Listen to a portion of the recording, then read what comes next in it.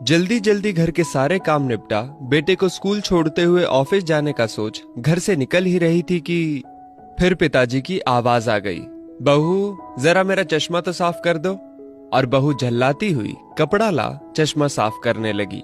इसी चक्कर में बेटा स्कूल में और खुद आज फिर ऑफिस देर से पहुंची। गाहे बगाहे पिताजी की यूं घर से निकलते हुए पीछे से आवाज देने की आदत बहू को अच्छी नहीं लगती थी, पर जानती थी कि पलंग से ना उठ पाने के बावजूद पिताजी पूरे दिन में उसे यही एक दो काम ही तो कहते थे। काम छोटा सा था, पर ऑफिस जाने की भी तो जल्दी होती थी सुबह सुबह। एक दिन पति से चर्चा की। पति की सलाह पर अब वो सुबह उठते ही पिताजी का चश्मा साफ करके रख देती, लेकिन फिर भी घर से निकलते समय पिताजी का बहू को बुलाना बंद नहीं हुआ। दिन बीते, एक समय वो आया कि समय से खींचातानी के चलते अब बहू ने पिताजी की पुकार को अनसुना करना शुरू कर दिया। एक दिन ऑफिस की छुट्टी थी तो बहू ने सोचा क्यों ना घर की साफ सफाई कर लूं।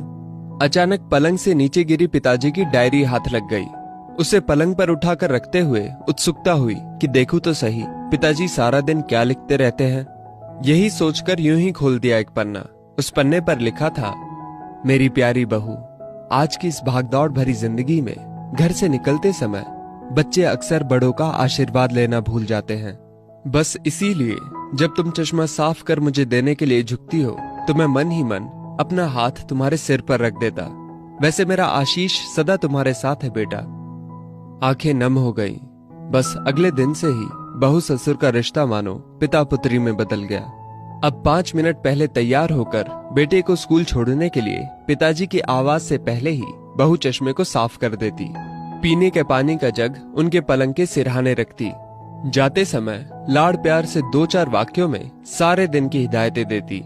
कभी उनके फल या दवाई ना खाने का उलाहना, और अंत में, अच्छा बाबूजी, ऑफिस को देरी हो रही है, चलो बेटा बाबूजी को बाय बोलो, कहकर घर से निकलती। बूढ़ी हड्डियों में ना जाने कैसे ताकत सी आने लगी।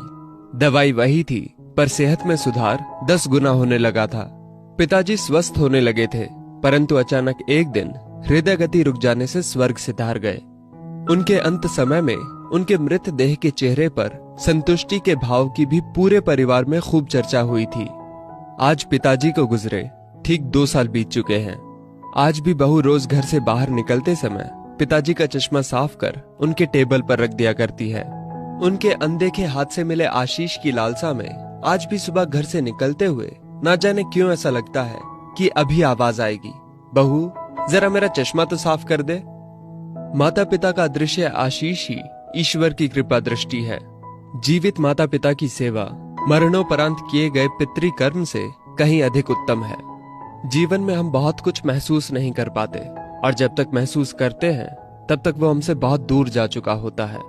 आइए इन बूढ़े वृक्षों को जल रूपी स्नेह तथा सेवा रूपी खाद से संजोकर फिर से युवा, स्वस्थ तथा हरा भरा करने का प्रयास करें। दोस्तों, इस वीडियो को लेकर आपकी क्या राय है नीचे कमेंट करके जरूर बताइएगा।